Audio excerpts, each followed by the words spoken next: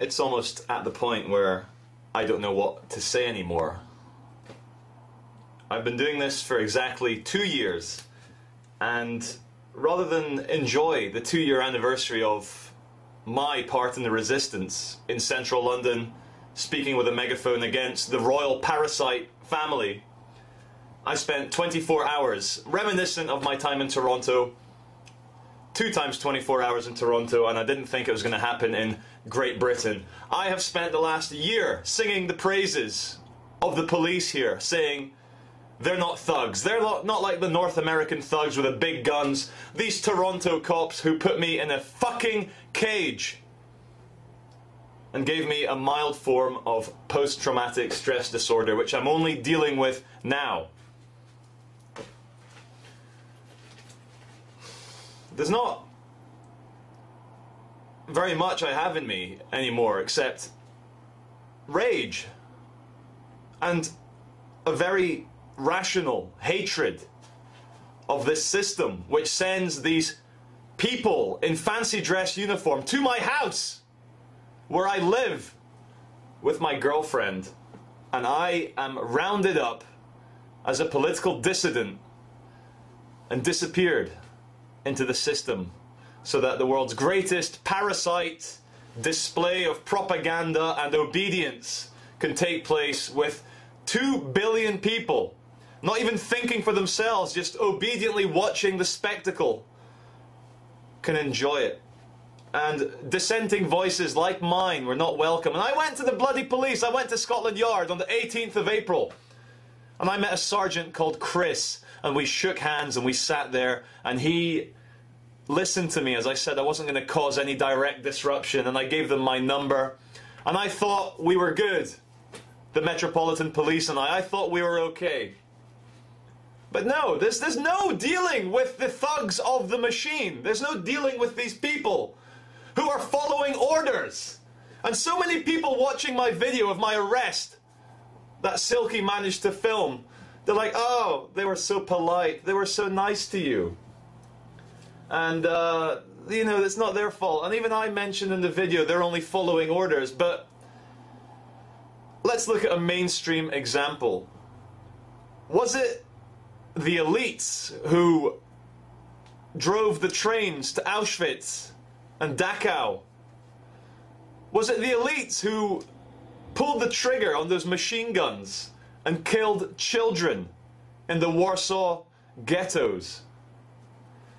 Is it the elites who fire the drones with their Xbox 360 controllers into villages in Pakistan and kill more and more children? No, it's normal people like you and me, and the only difference between the people who actually understand what I'm doing and support this is that you have not been compromised.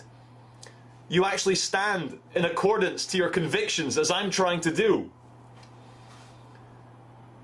And it's so easy to lose hope. I saw in a video by Danny Shine, he did the Everything Is Okay at the royal wedding, and he spoke to this bald guy with a bow tie. And he said that he felt overwhelmed by a tidal wave of ignorance walking amongst the crowd.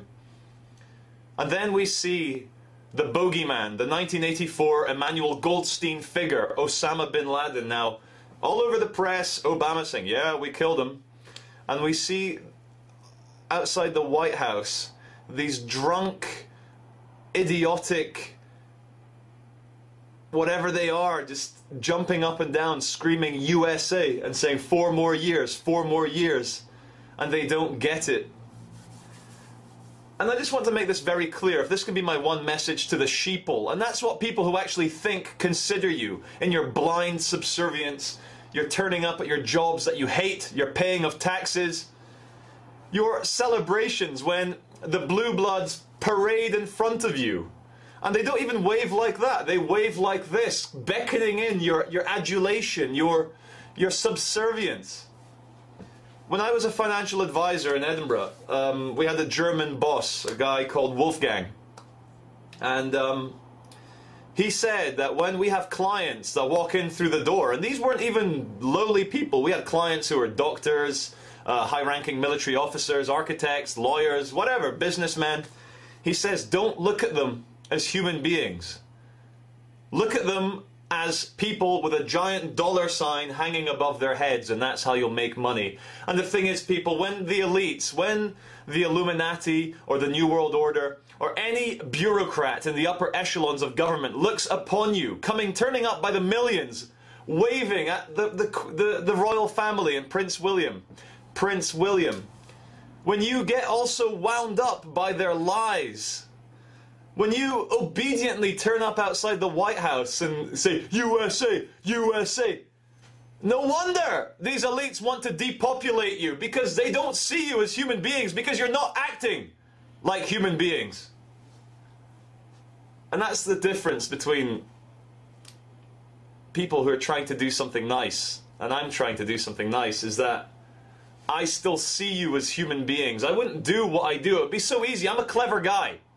If I wanted to be part of this social Darwinist predator system, which has always enslaved you since civilization came in, I would be a financial advisor. I was earning a lot of money as a financial advisor. But I can't do it. Because you don't need to be led. You don't need for people who are very clever to take advantage of you. You need to be liberated. You need to be allowed to be educated and to do what you want to do, not corralled into a pen and considered disgusting little thugs that the elites think of you. We want to free you, which is why we do what we do. We see the machine-like civilization of David Cameron, the Queen, Barack Obama, and all their little obedient machine-like robots who are only in it for a buck. We see them as the enemy, and they are the enemy. And when you truly look at that cliche, that politics is show business for ugly people, think about that. What does it mean? What do people in show business do? They read from a script. They're actors. And that's what the politicians are. And they let you vote because voting doesn't do anything. It's rearranging deck chairs on the Titanic. So yeah, for my opinion, I spent 24 hours in solitary confinement. And it makes me very upset. It makes me very angry. But I'll tell you something. People are starting to now, in big numbers, get this. And even within the police, I had conversations with people in the police station. And they've told me certain things that officers now are starting to say, yeah, no wonder the public calls us pigs and slave drivers. So there is hope, but we are in a spiritual war, we are in a psychological war, we are in a physical war.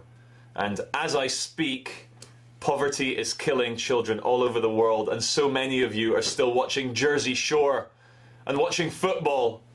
And women, this is the worst part, women, when you should be using your divine goddess energy, that rage that can get through to men. When the women start getting upset, when you start telling the men that they can't kill children anymore, that it hurts you, then you can change this. But they're very clever, and they've distracted you with fashion and perfume and breast implants and music and anorexia and worries about how you look and shopping, shopping, shopping, shopping, so your goddess energy is gone.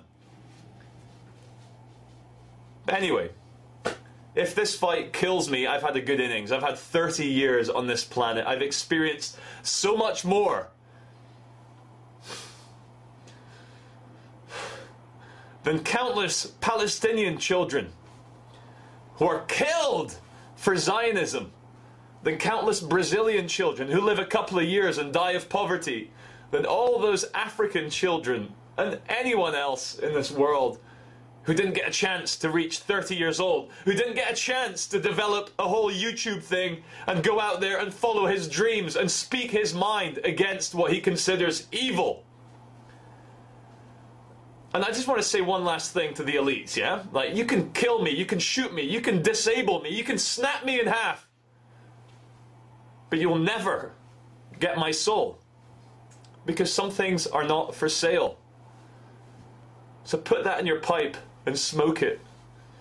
I will never support your artifice. I will never support the royal family.